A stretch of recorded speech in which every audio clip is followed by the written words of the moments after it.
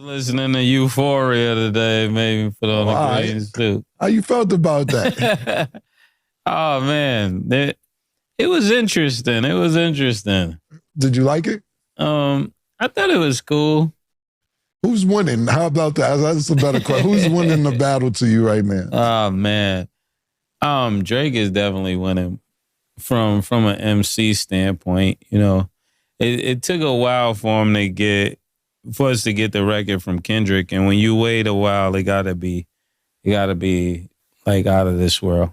I think if Kendrick dropped this record right after dropping "Give Me 50," it would have been crazy. But like immediate, not waiting. If it was immediate, then it would have been crazy. But we waited. Been a couple weeks. Been a few weeks. Yeah, to get this pause. I don't know, man. What do you think?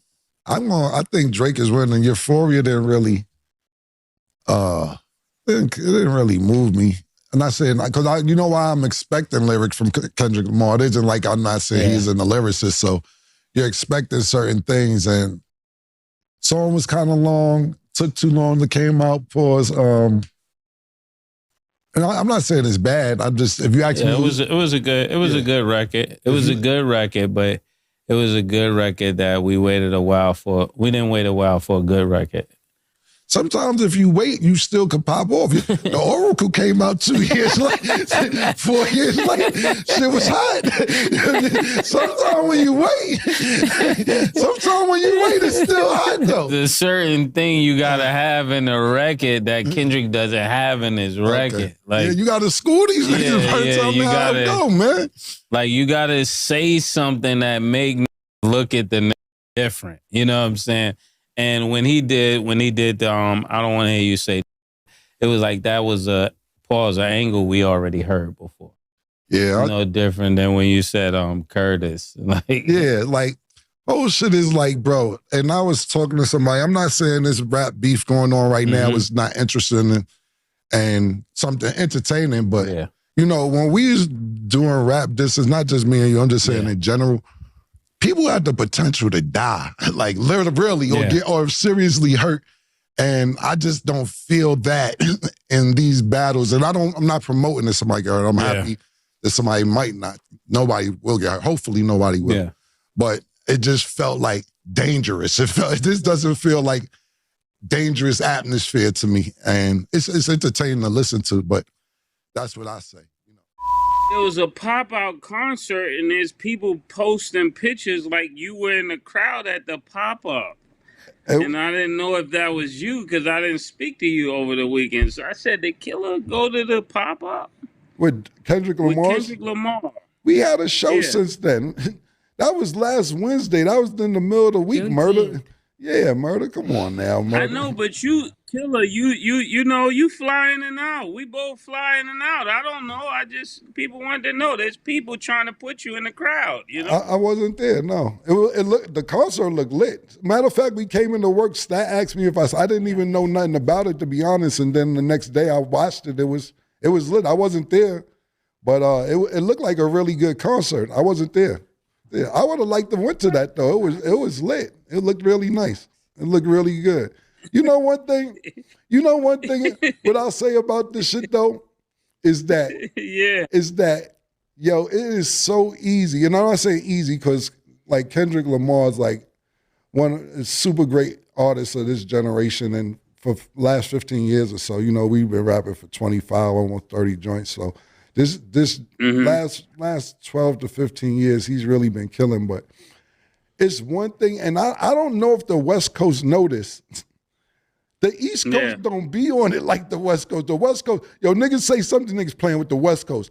Yo, the East Coast, we got like 3 states, yo. it's like 3 states.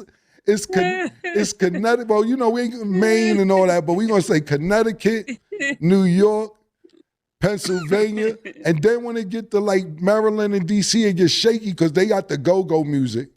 And then when you get the VA, it's just then when you get the VA, it's just total. They go south. They south. So then when you got VA, South, North Carolina, South, South Carolina, South, Georgia, Florida, all these Alabama, All these states that's really still in the Eastern time zone, they don't claim no East Coast shit.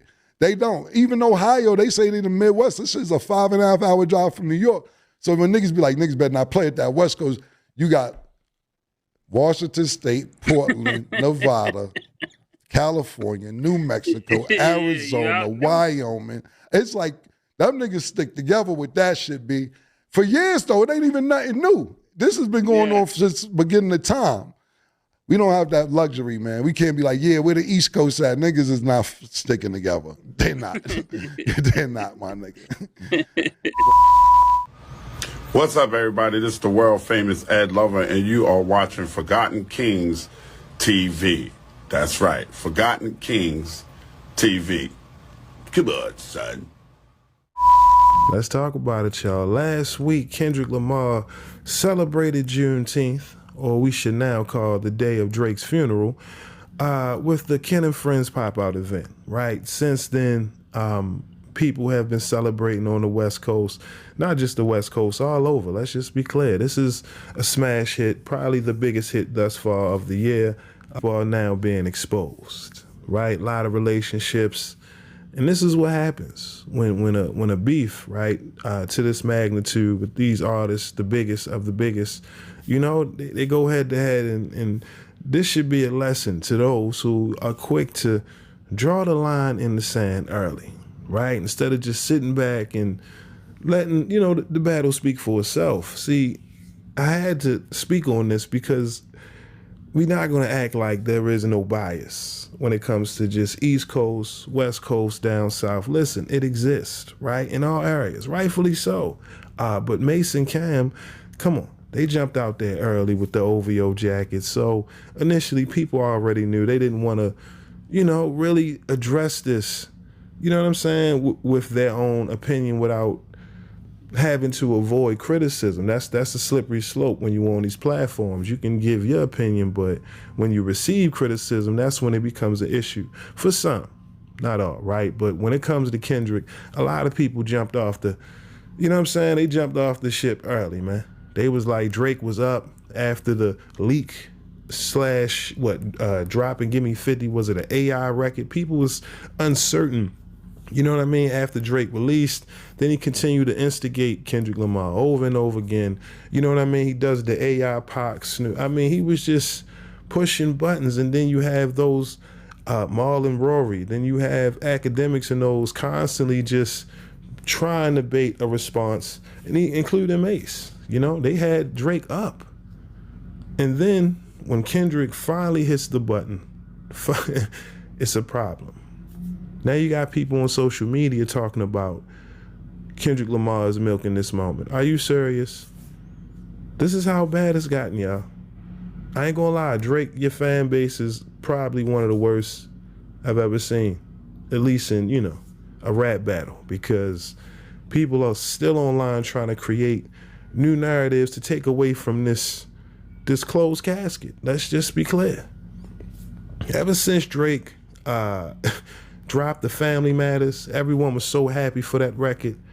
And then here come Kendrick. You drop Meet the Grams, and then you follow that up with Not Like Us. I mean, we're not gonna talk about, you know, the other records because they're all masterfully done. And from what we know, Kendrick may have more. So this needs to be over with, y'all. Those who, you know, jump ship early, counting Kendrick Lamar out the battle too soon. Now you got to double back, you know, with a certain look on your face. It's all right. Mase and Cam, you know, they having fun, right? But it ain't just Mase and Cam. It's a lot of people that was at that show last week, and I'm sure Drake is sitting back, taking notice, like, okay, I did a lot. You got people in the media already speaking on his behalf. Come on now. Already. Creating the narrative as if, like, you know what, Drake will remember all of this and he will have his moment. You know, rightfully so. One day, just not today. This is Kenny's day, man. K-Dot. And I'm going to be real. I'm on the side with K-Dot. Why? Because you kept poking the bear. Asking him to come outside, you know, day 1, day 2, day 3, day 4, day 5. We get to, you know, April, and then out of nowhere, you get 4 of them things. Back to back to back to back. And it's just been, it's been ugly outside for Drake ever since, man. But to see these platforms, you know, walk the tightrope, because in the beginning, everyone was trying to, you know, ride the Drake wave. Oh, he got this in the bag. Kendrick, he all right. You know, it was all right. Euphoria, it was all right. It was all right. Okay. It ain't a hit, though. It ain't, you know what I mean? Can he create a back-to-back? Yeah, not like us. They went as far as to say it was bots was the reason why it became a hit. Yeah, okay.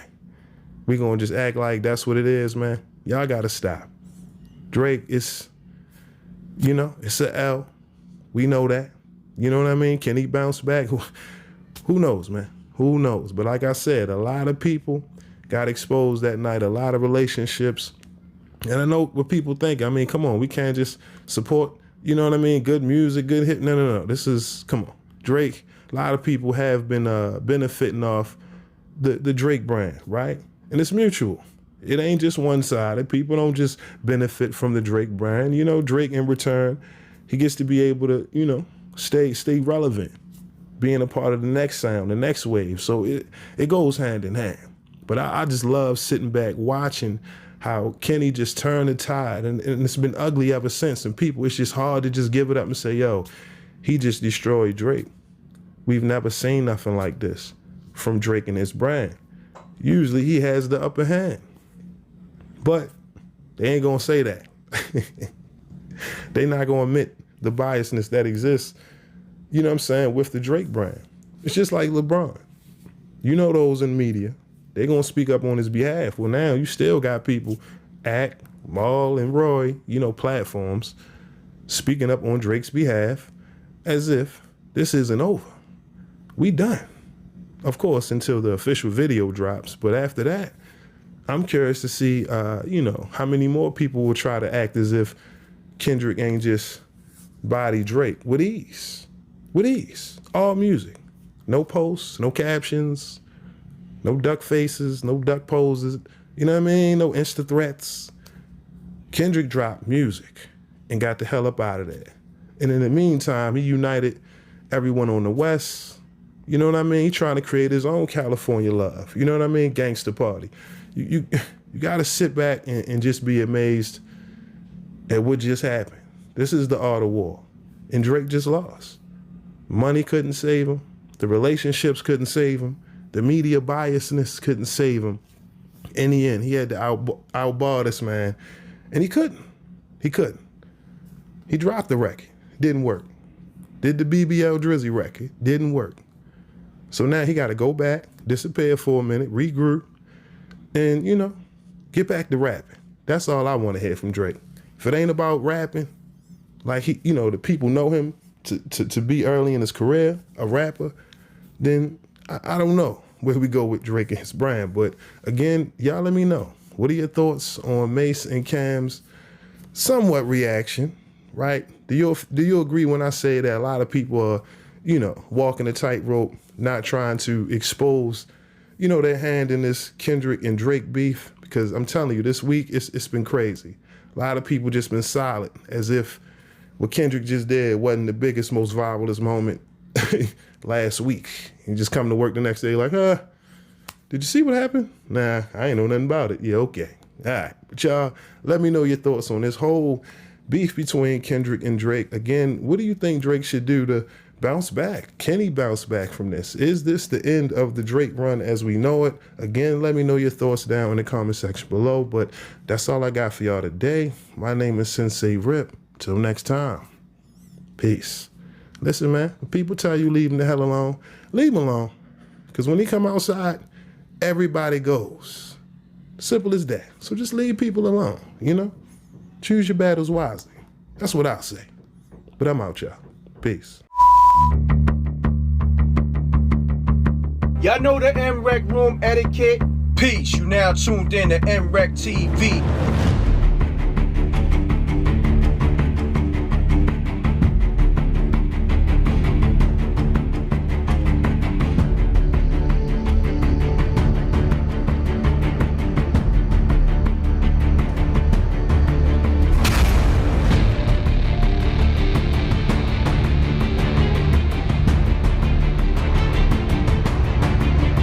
What if someone wasn't on protocol? There are consequences.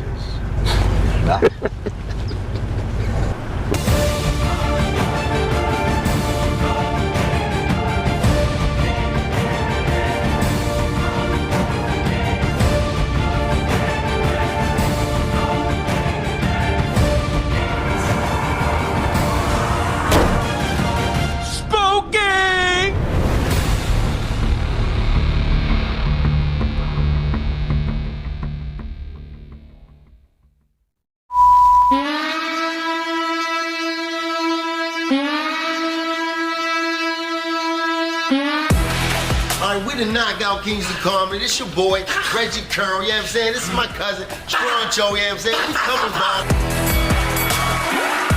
No, I know me old. You fuck with lambskin condoms. I don't even want my man to eat my because I eat meat from Aldi's. The wrong with you? Aldi's, you should eat this. We don't know what the that meat is. No! For real, I heard a nigga get in prison. That's not the part about it. The part about it is he had the audacity to ask me why I ain't helping him. I said, it ain't no point of both of us get. I step up, look him right in his eyes. He go to pat me down. Pop, pop, pop, pop, pop, pop, pop, pop, pop, pop, pop. $20, homeboy. I'm like, no sir.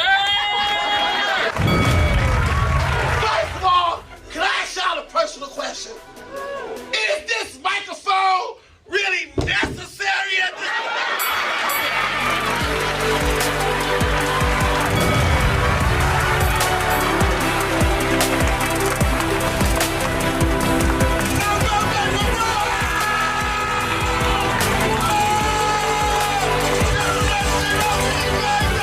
Come on, we knock y'all out. We knock y'all with punchline, punchline, punchline.